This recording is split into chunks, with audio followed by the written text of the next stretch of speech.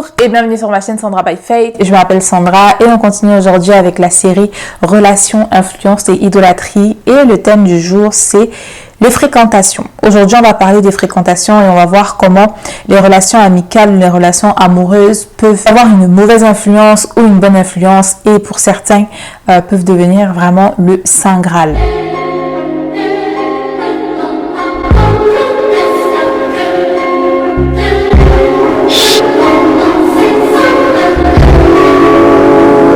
C'est un sujet qui est aussi vieux que le monde et c'est un sujet qui sera toujours d'actualité, peu importe la culture, peu importe le temps dans lequel on est. Je pense que c'était déjà d'actualité en l'an 1, d'accord? Parce que Dieu a créé ce monde et a placé Adam et Ève et l'histoire du monde part de leur relation à eux, n'est-ce pas? Et ça sera toujours d'actualité jusqu'à ce que Jésus revienne nous chercher parce que ça fait partie en fait du package, d'accord? Dieu nous a créés comme étant des êtres relationnels.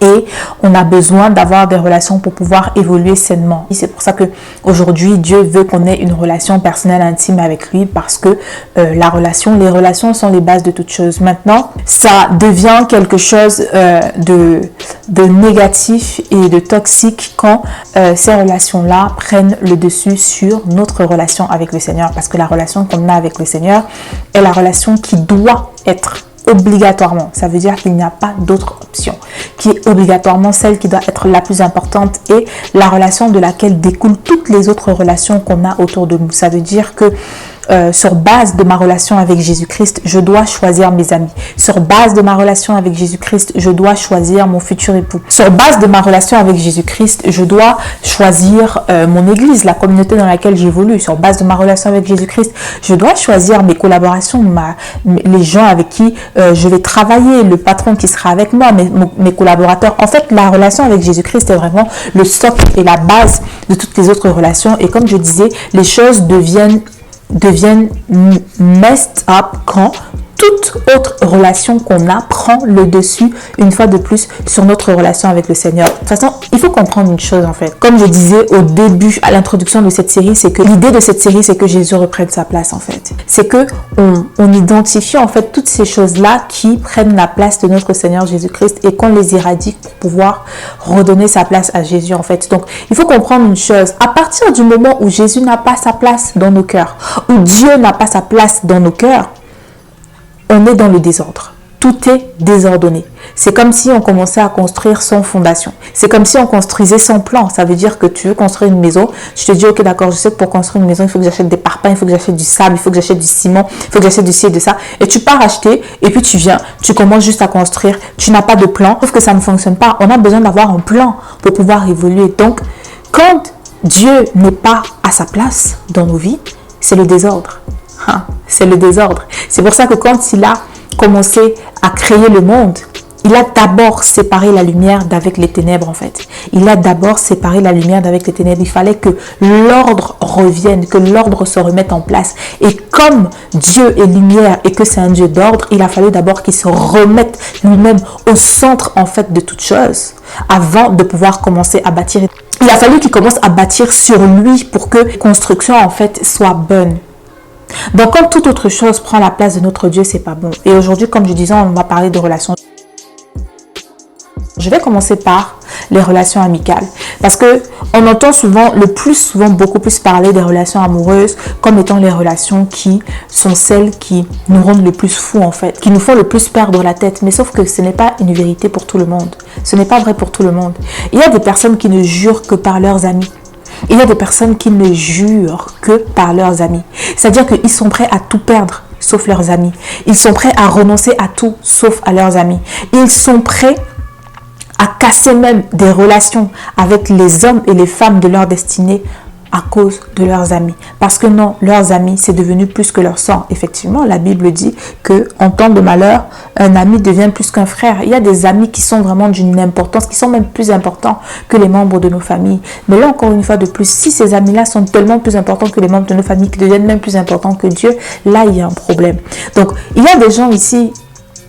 Votre relation avec Dieu, elle a pris un coup depuis que vous avez décidé de vous associer avec certaines personnes, depuis que vous avez décidé de tisser des amitiés avec des personnes qui vous éloignent de Dieu, des personnes qui vous emmènent, qui vous influencent en vous emmenant à faire des choses qui sont contraires à la volonté de Dieu, mais parce que justement vous êtes tellement attaché à ces personnes, parce que vous aimez tellement ces personnes, vous en êtes arrivé au point aujourd'hui de faire passer le Seigneur en second plan.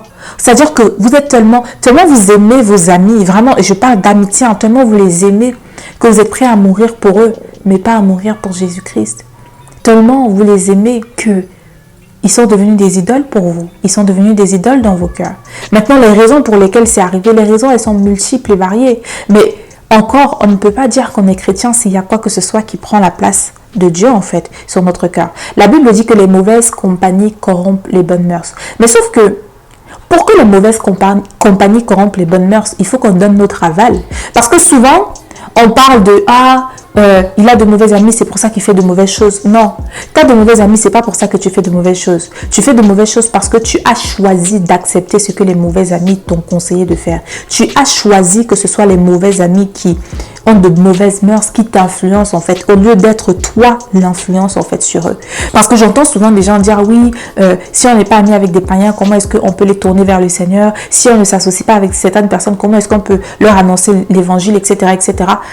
Maintenant, il y a donc des gens qui sont allés se mettre dans des amitiés où au final, c'est eux qui commencent à être influencés, alors que de base, c'était eux qui devaient être les influences. Alors que de base, c'était eux qui devaient être la tête et non la queue. Il y en a, vous êtes dans des relations aujourd'hui où vous y alliez avec de bons sentiments, avec de bonnes intentions, annoncer l'évangile, annoncer la parole, leur prêcher le Christ pour pouvoir faire en sorte qu'ils tournent leur cœur vers le Seigneur. Aujourd'hui, fin des fins, résultat des résultats, c'est que c'est vous qui êtes devenus les influencés. C'est que c'est vous qui avez décidé de tourner votre dos à Christ pour pouvoir embrasser pleinement le monde. Pourquoi? Parce que ces amis-là vous ont influencé, parce que vous avez accepté que leur influence prenne le dessus sur vous en fait. Et ce qui fait qu'aujourd'hui, vous n'arrivez plus à avancer dans votre relation avec le Seigneur. Pour d'autres personnes, ce n'est même pas que vous n'arrivez plus à avancer dans votre relation avec le Seigneur, c'est que vous refusez d'aller plus loin dans votre relation avec le Seigneur à cause de vos amis, à cause de vos frères et sœurs, en Christ même. Parce que moi, je connais une personne. Cette personne n'avance pas dans sa foi, clairement, parce qu'elle est mal entourée. Mal entourée de qui? Pas mal entourée de personnes du monde, mal entourée de frères et sœurs en Christ. C'est-à-dire qu'elle marche avec des personnes, elle a pour meilleure amie des personnes, des chrétiens, et des chrétiennes qui sont tièdes spirituellement, des chrétiens et des chrétiennes qui sont froids et froides spirituellement. Et elle en est consciente. Mais tellement elle a peur de se retrouver seule, tellement elle ne veut pas se retrouver seule, ou alors tellement elle ne veut pas se retrouver juste avec une ou deux personnes qui sont sûres et qui sont de valeur, elle choisit en anglais c'est jeopardize, choisit de sacrifier son avancée, sa croissance spirituelle, son intimité avec le Seigneur au profit de ses amis. Ça veut dire qu'elle préfère rester avec ses amis qui sont tièdes, qui sont froids, qui sont des chrétiens de bouche, qui sont des chrétiens de non, plutôt que lâcher ces personnes et continuer d'avancer avec le Seigneur. Vous êtes nombreux comme ça à avoir des frères et sœurs en Christ qui sont devenus plus que des frères, qui sont devenus de véritables amis à cause de qui votre relation avec le Seigneur n'évolue pas. Votre relation avec le Seigneur ne bouge pas. Vous savez pourtant que le Seigneur a déjà relevé le fait que votre entourage, même si ce sont des frères et sœurs en Christ, c'est un entourage toxique pour vous et pour votre relation avec lui, mais vous refusez néanmoins. Pourquoi encore? Parce que vous avez accepté que leur influence soit sur vous plus grande que l'influence du Seigneur Jésus-Christ. Et comme on a l'habitude de le dire, Dieu n'est pas quelqu'un qui s'impose. Dieu n'est pas quelqu'un qui s'impose. Il ne prend pas les choses par la force. Il va te proposer. Il va te dire, voilà, comme il a dit, je mets devant vous la vie et la mort. Choisissez la vie. C'est-à-dire que Dieu, il te montre en fait les réalités. C'est quelqu'un d'honnête, c'est quelqu'un de juste. Il va te dire, voilà les choix que tu peux faire. Voilà les possibilités que tu as. Maintenant, moi, je te conseille de faire ce choix-là. Fais le bon choix. Fais le bon choix. Donc, tu es libre de faire le mauvais choix. Tu es aussi libre de faire le bon choix. Et moi, je te conseille de faire le bon choix. Donc, fais le bon choix. Les mauvaises compagnies corrompent les bonnes mœurs. Et des fois, on s'étonne de « Ah, pourquoi je suis devenue comme ça? Je suis devenue tellement différent. Ah, je suis devenue tellement une autre personne. » Mais regarde pas loin, c'est autour de toi. Et c'est même pas regarde pas loin, c'est tu sais très bien que c'est autour de toi. Tu sais très bien que ce sont ces amis-là. Ce sont ces amis-là qui ont pris tellement de place dans ta vie, qui font en sorte, qui t'influencent à être cette personne. Tu sais très bien, mais tu ne veux pas prendre les bonnes décisions, mais comment tu crois que les choses vont changer si tu continues à faire les mêmes choses? La Bible dit que fréquenter les sages rend sage, Proverbe 13-20. Fréquenter les sages rend sage. Mais maintenant, si fréquenter les sages rend sage, fréquenter les stupides rend stupide. Et venez pas dire cela que je suis en train d'insulter qui que ce soit, j'insulte pas qui que ce soit. La Bible le dit. La Bible parle de gens stupides, la Bible parle de gens insensés. Fréquenter les insensés va te rendre insensé. Fréquenter des chrétiens froids spirituellement, des chrétiens tièdes, des chrétiens faux, des chrétiens menteurs, des chrétiens qui n'ont pour chrétiens que ce qu'ils disent, des chrétiens qui n'adorent Dieu que de leur bouche, comme la Bible dit, comme le Seigneur a dit, ce peuple m'honore des lèvres, mais leur cœur est éloigné de moi. Fréquenter de telles personnes va te rendre pareil, parce que les mauvaises compagnies corrompent les bonnes mœurs. Donc, si tu veux être quelqu'un de sage, si tu veux être quelqu'un d'intelligent, si tu veux être quelqu'un de spirituel, il va falloir que tu traînes avec des chrétiens spirituels. Oui, il va falloir que tu traînes avec ceux qu'on traite de TTS. Il va falloir que tu traînes avec ceux qui n'ont que Jésus à la bouche. Oui, il va falloir que tu traînes avec eux. Oui, si tu veux être un chrétien spirituel, il va falloir que tu traînes avec des chrétiens spirituels. Tu décides d'abandonner ces relations qui sont devenues des idoles pour toi et qui sont de très mauvaises influences pour toi. Ces amis qui sont devenus des idoles pour toi, il va falloir que tu décides de choisir. Désormais, c'est Dieu ou c'est eux. Maintenant, on va parler des relations amoureuses. Comme je disais, pour certains, ce sont les relations amicales qui sont des idoles. Pour d'autres, ce sont les relations amoureuses qui sont des idoles. Ce sont leurs copains, ce sont leurs copines, ce sont leurs maris, leurs femmes, leurs fiancés qui sont leurs idoles. Et vous savez, ça, c'est très subtil. C'est très subtil, c'est très subtil. Où on va se dire, mais non, Dieu me demande d'aimer mon mari comme je m'aime moi-même, alors je l'aime. Mais il y en a, vous aimez tellement vos maris que vous les aimez plus que Dieu. Vous aimez tellement vos mariages que vous aimez vos mariages plus que Dieu. C'est-à-dire qu'ils ont pris la première place dans vos vies. Une fois, je parlais avec une sœur et elle m'a dit, pour elle, une femme qui ne se marie pas, c'est une femme qui a raté sa vie. Une femme... Rien que de le dire, une femme qui ne se marie pas, c'est une femme qui a raté sa vie. C'est pas biblique. C'est pas biblique. C'est absolument pas biblique. Mais des sœurs comme ça et des frères comme ça, parce que généralement on parle seulement des sœurs, mais il y a aussi des frères qui ne jurent que par le mariage, des frères qui ne jurent que par leurs épouses. Oh, celui qui a trouvé une femme a trouvé le bonheur. Tellement tu as trouvé le bonheur que ce bonheur est devenu bien plus que Dieu qui t'a donné le bonheur. Frère, tellement tu aimes ta femme que ta femme est devenue plus que Dieu, c'est anormal. Tellement tu aimes ta femme que ta femme tu es devenu idolâtre de ta femme. Et je vous assure, comme je disais, c'est vraiment très subtil. Des gens pour qui si tu peux toucher à tout, mais ne touche pas à son mariage. Tu peux parler de tout, mais ne parle pas de son mariage. Si tu tentes, c'est là où tu vas voir le vrai visage de cette personne. Et j'ai eu une expérience comme ça. Vous êtes nombreux comme ça, nombreux, et même parmi vous qui êtes célibataires, nombreux à idolâtrer le mariage, nombreux à attendre vos époux et vos épouses comme Jésus-Christ le Sauveur, à attendre vos époux et vos épouses comme une deuxième délivrance, une deuxième libération, une nouvelle naissance, une renaissance.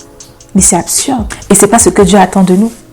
La Bible dit en Jérémie 15, 5 à 7, « Malheur à l'homme qui se confie en l'homme. » Et ici, ce n'est pas juste pour les relations, par exemple, les relations de coopération ou quoi que ce soit. C'est pour tout le monde, en fait. Malheur à l'homme qui se confie en l'homme. Malheur à toi, mon frère, si tu crois que ton bonheur viendra uniquement de ta femme. Si tu crois que ta femme seule fera ton bonheur. Oui, la Bible dit que celui qui a trouvé une femme a trouvé le bonheur. Mais qui te donne cette femme? C'est Dieu. C'est Dieu qui te la donne. Donc, si tu en arrives au point d'oublier que c'est Dieu qui t'a donné ce bonheur-là, malheur à toi. Pareil pour toi, Sista. Si pour toi, aujourd'hui, ton mari est devenu tellement... Gloire à Dieu, vous êtes heureux dans votre mariage. Gloire à Dieu, Dieu te fait du bien. Dieu t'a fait du bien avec cet homme. Mais si tu en arrives au point où tu le vois désormais, tu l'aimes tellement que pour lui, tu es prête à tout, même à désobéir à Dieu, même à pécher contre le Seigneur. Ton mari a pris la première place dans ta vie. Et c'est vrai, regarde-le comme ça. Regarde-le comme ça. Il y a des choses que tu as commencé à faire que tu sais très bien que tu ne dois pas faire. Tu sais très bien que Dieu est contre. Mais pour plaire à ton mari, tu le fais. pour plaire à ton mari, pour plaire à ta femme, par souci de paix, par souci d'harmonie, tu choisis délibérément de pécher contre Dieu, de te mettre en porte-à-faux avec Dieu, parce que tu veux être en paix avec ton mari. Mais est-ce que c'est ce que tu fais qui met la paix dans ton foyer, ou est-ce que c'est Jésus qui est le prince de paix qui apporte la paix dans ton foyer? Est-ce que tu es capable de reconnaître aujourd'hui sincèrement que ta relation amoureuse, ton mari, ton époux, ta fiancée, ta copine, a pris la place de Dieu dans ton cœur? Est-ce que tu peux le reconnaître? Dieu te dit malheur à toi. Malheur à toi qui mets ta confiance en l'homme. Malheur à toi qui donne la place de Dieu à ton mari dans ton cœur. Malheur à toi qui donne la place de Dieu à ta femme dans ton cœur. Malheur à toi. Donc moi, je t'invite vraiment à regarder cette vidéo et à te dire franchement, Seigneur, je mets mon cœur devant toi. Surtout si tu t'es senti un peu, tu vois, j'étais en train de parler, tu t'es dit, pourquoi il dit ça? Surtout si tu as senti quelque chose dans ton cœur pendant que tu es en train de parler. Mets-toi sincèrement et honnêtement devant le Seigneur et demande-lui, Seigneur, qu'en est-il? Qu'en est-il, Seigneur? Est-ce que c'est vraiment toi qui as la première place dans mon cœur? Parce que comme je disais, ça peut être très subtil. Ça peut vraiment, vraiment être très subtil.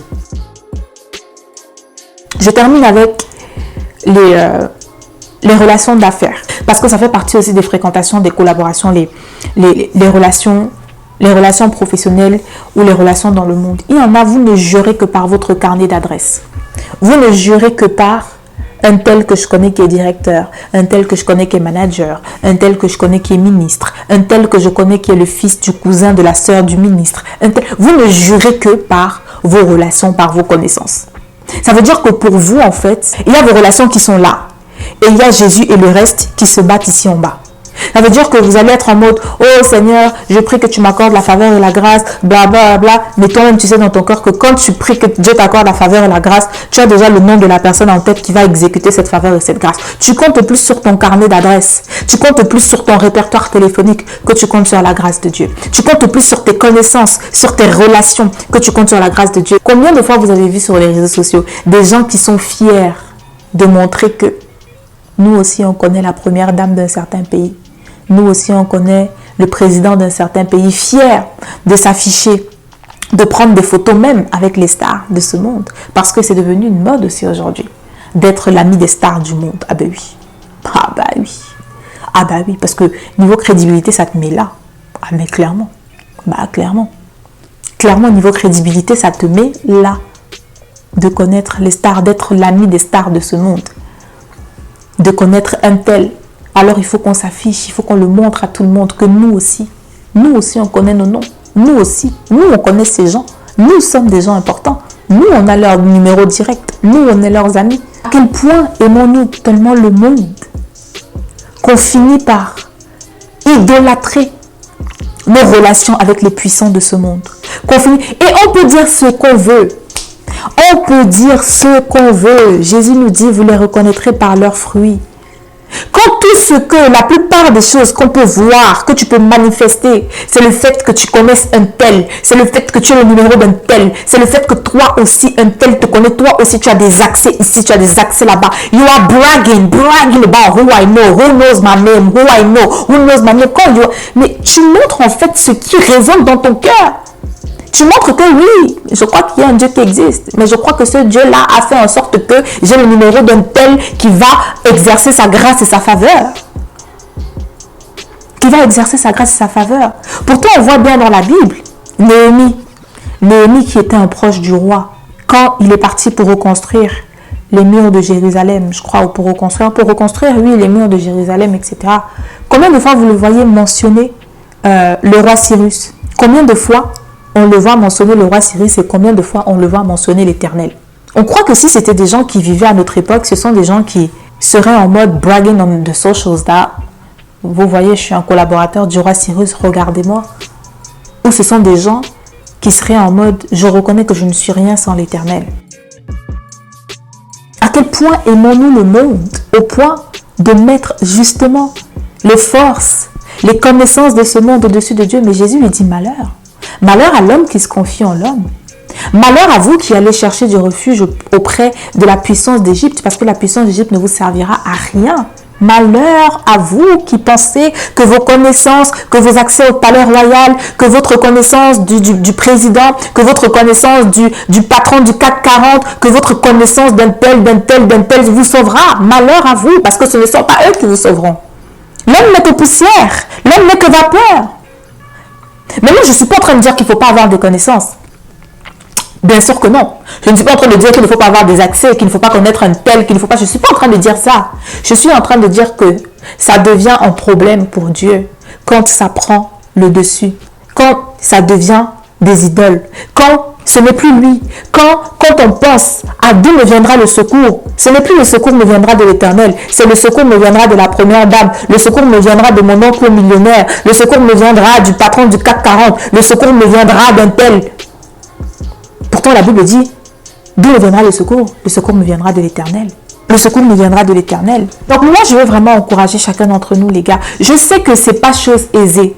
Surtout quand on vit dans un monde où, vraiment, on est bassiné, on est harassé avec la culture ambiante, au travers de la télé, au travers des informations, au travers des journaux, au travers des collègues au travail. On est harassé, mais c'est normal, quelque part, j'ai envie de dire, c'est normal qu'on soit harassé comme ça parce qu'on est dans le monde. On n'appartient pas au monde, mais on vit dans le monde. Donc, on voit ce qui se passe dans le monde. On voit ce qui se passe autour de nous. Mais c'est à nous de choisir délibérément de dire, OK, je vais choisir ce qui m'influence. Parce que nous sommes tous des êtres influençables. Il faut le savoir. Parce qu'il y a des gens qui vont dire, non, moi je marche avec eux, mais ils ne m'influencent pas. Faux! C'est faux! C'est faux! C'est faux! On est toujours influencé d'une manière ou d'une autre. Toujours on est influencé d'une manière ou d'une autre. Maintenant, c'est à nous. Dieu nous a donné la capacité de choisir qu'est-ce qui va m'influencer et qu'est-ce qui ne va pas m'influencer. À qui je vais donner la permission de m'influencer et à qui je ne donnerai pas la permission de m'influencer. Et ça passe par ce que j'écoute. Ça passe par ce que je regarde. Ça passe par ce qui me nourrit. Ça passe par toutes ces choses-là, en fait. Mais on est tous des êtres influençables. C'est juste à nous de choisir qui va nous influencer. Donc, je veux vraiment nous encourager à nous dire, je veux regarder à Dieu. Et ça, que ça ne soit pas juste de la bouche, que ça soit concret dans mes actes. Oui, j'ai peut-être le numéro du président de tel pays. J'ai peut-être le numéro de la première dame de tel pays. J'ai peut-être le numéro du PDG, du directeur général, du CEO, du manager, d'un tel, d'un tel. J'ai peut-être son numéro, mais ce n'est pas de lui que me viendra le secours. Le secours me vient de l'Éternel. Le secours me vient de l'Éternel et me viendra toujours de l'Éternel parce que l'Éternel est bien plus grand, parce que Dieu est bien plus grand, parce que Jésus est bien plus grand. Et je n'en ai que faire de ce que le monde pourra penser de moi, de m'entendre dire une telle chose, parce que je suis bien consciente que parmi vous, il n'y a pas que des chrétiens qui me regardent, je suis bien consciente que parmi vous, il y a des gens qui m'ont côtoyé dans le monde du travail, qui m'ont côtoyé dans le monde du travail, qui se disent, mais Sandra, on ne savait pas qu'elle était comme ça. Mais Sandra, on ne savait pas qu'elle parlait comme ça. Je suis bien consciente de cela. Mais peu m'importe de ce que vous pensez, en fait. Peu m'importe. Moi, j'ai décidé que ma première influence et l'influence qui influencera toujours tout le reste dans ma vie, ça sera Jésus. Et ça sera Jésus au travers de la Bible, ça sera Jésus au travers de la parole. Et ça ne sera jamais autrement. Jamais autrement, en fait. La Bible me dit dans 1 Pierre 4, du verset 2 à 5, dès maintenant, vous devez donc vivre le reste de votre vie terrestre selon la volonté de Dieu et non selon les désirs humains. Selon la volonté de Dieu et non selon les désirs humains. En effet, vous avez passé autrefois suffisamment de temps à faire ce qui plaît aux païens. Vous avez passé autrefois suffisamment de temps à faire ce qui plaît aux païens. Vous avez vécu dans le vice, dans les mauvais désirs, dans l'ivrognerie, les orgies, les beuveries et l'abominable culte des idoles.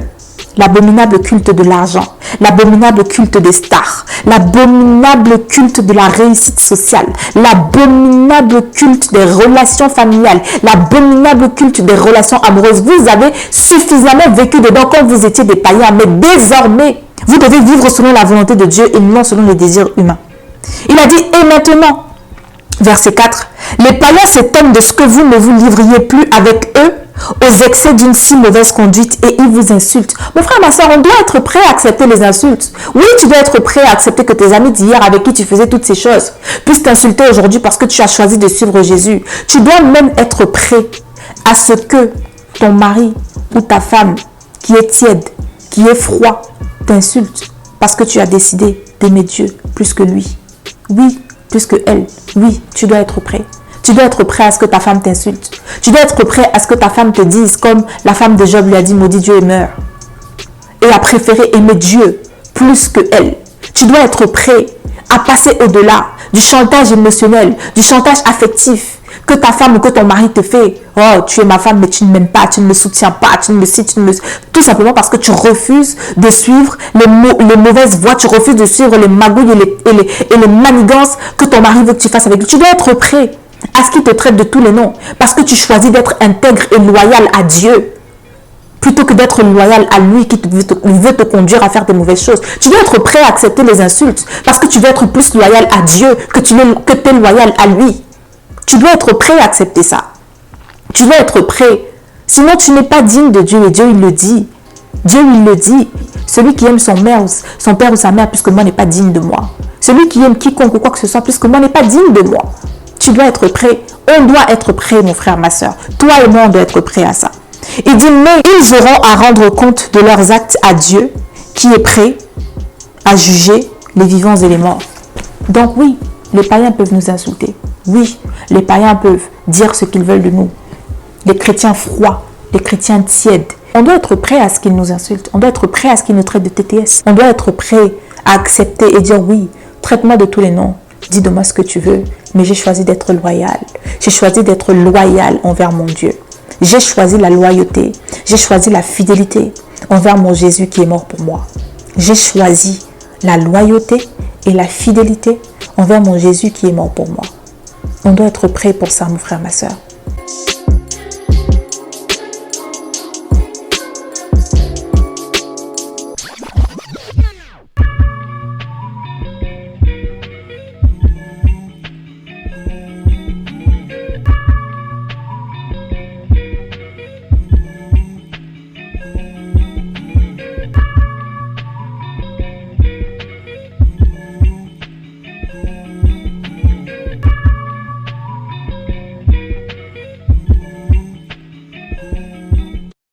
Toi qui es dans des fréquentations, dans des amitiés aujourd'hui qui ne servent pas le Seigneur, c'est par toi.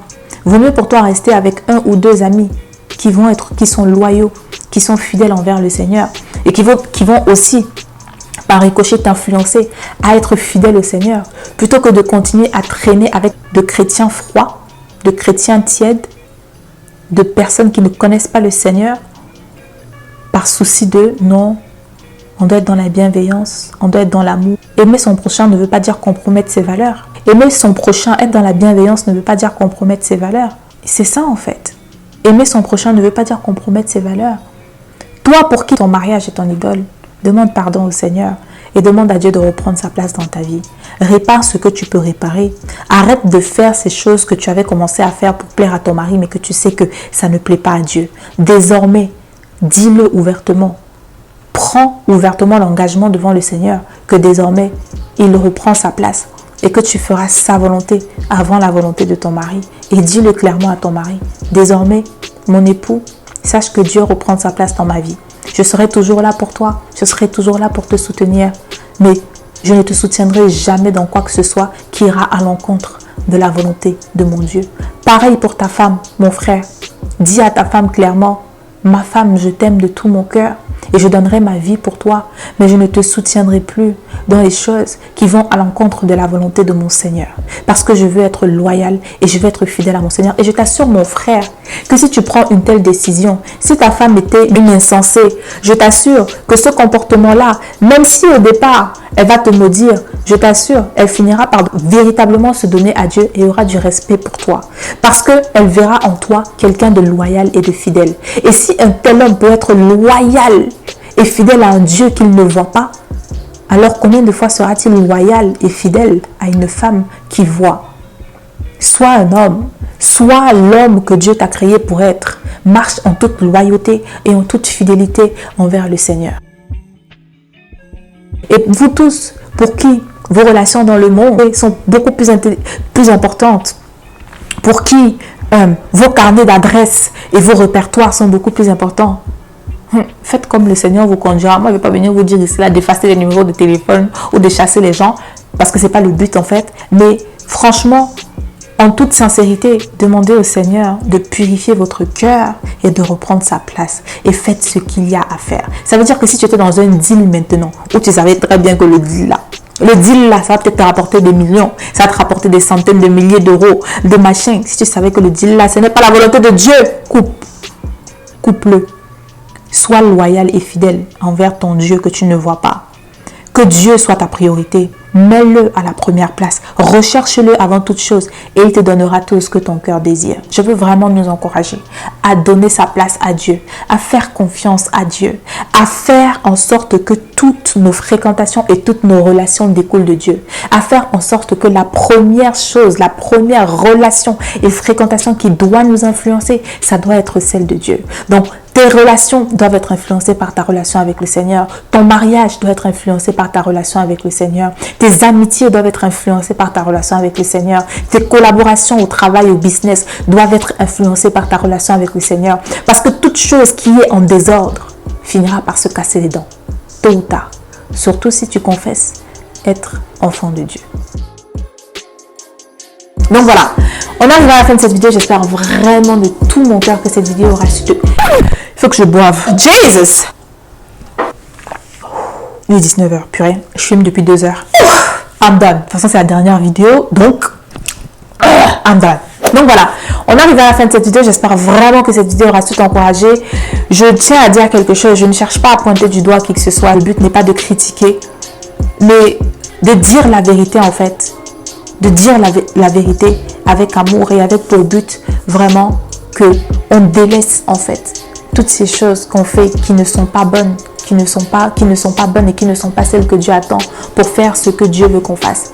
Pour faire ce que Dieu veut qu'on fasse. Je disais dans la vidéo de la culture, ne faisons pas partie en fait de cette cancel culture, ne faisons pas partie de ces gens qui veulent faire taire toutes les personnes qui leur disent des choses qu'ils n'ont pas envie d'entendre, qui leur disent des choses qui ne plaisent pas à leurs oreilles, de ces personnes qui ne veulent pas qu'on pointe du doigt ce qui ne va pas, de ces personnes qui pensent être tellement parfaites. Ne faisons pas partie de ces gens-là en fait. Si tu t'es reconnu dans ce que j'ai dit dans cette vidéo, s'il te plaît, au lieu de te dire, de me traiter de tous les noms ou de me haïr comme tu as envie de me haïr, dis-toi, mais purée, je dis que j'aime Dieu, il faut que je fasse en fait ce que Dieu attend de moi. Et si tu n'es pas convaincu par ce que j'ai dit, mais que tu sens quand même qu'il y a quelque chose, va auprès du Seigneur et demande-lui, Seigneur, j'ai regardé sa vidéo, j'ai ressenti quelque chose, dis-moi pourquoi est-ce que j'ai ressenti ça. Et le Seigneur, il va te dire pourquoi tu as ressenti ce que tu as ressenti. Si c'est moi qui étais dans l'erreur, Dieu va te dire, tu as ressenti ça parce que je t'ai fait comprendre qu'elle est dans l'erreur. Et si c'est pas moi qui suis dans l'erreur, Dieu te le dira aussi. Mais dans tous les cas, quel que soit ce que tu ressens après avoir regardé cette vidéo, porte-le auprès du Seigneur et le Seigneur te dira pourquoi est-ce que tu as ressenti ce que tu as ressenti. Mais vouloir me haïr, ça ne va pas aider grand-chose. Ça va pas t'aider en fait. Ça va pas t'aider. Donc voilà, j'espère vraiment que cette vidéo aura su bénir un frère ou une sœur. Partagez-la autour de vous pour pouvoir bénir des frères ou des sœurs. Vraiment. Et moi, je prie vraiment que Dieu il ait sa place dans nos vies, en fait. Que Dieu ait la première place dans nos vies. Parce que c'est dans cet ordre-là, en fait, que les choses doivent fonctionner. C'est dans cet ordre-là que les choses fonctionnent comme elles doivent fonctionner. Je t'invite à venir me rejoindre sur mon compte Instagram, Sandra by Faith, parce que je pose du contenu sur Sandra by Faith qui ne vient pas sur YouTube. Et aussi sur mon compte Instagram, Sandra Michel, si jamais mon contenu lifestyle t'intéresse. Moi, je te remercie d'avoir pris le temps de regarder cette vidéo jusqu'au bout. D'ici à la prochaine fois, porte-toi bien, que mon Dieu te bénisse. Et don't forget, never stop walking by faith and not by sight. God bless you and faith it till you make it. Bye.